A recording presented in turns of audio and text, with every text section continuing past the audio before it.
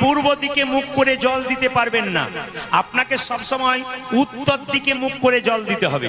কি বললাম? শিবলিঙ্গে জলটা কোন দিকে দেবেন? উত্তর দিকে মুখ করে জলটা দেবেন।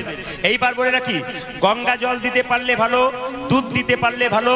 এই শিবলিঙ্গে আপনারা পরিক্রমা কবার করবেন। দেখুন, ভগবানের মন্দির পরিক্রমা করতে হয় 4 বার, দেবদেবীর মন্দির পরিক্রমা করতে হয়, ঘুরতে হয় কবার? 3 বার।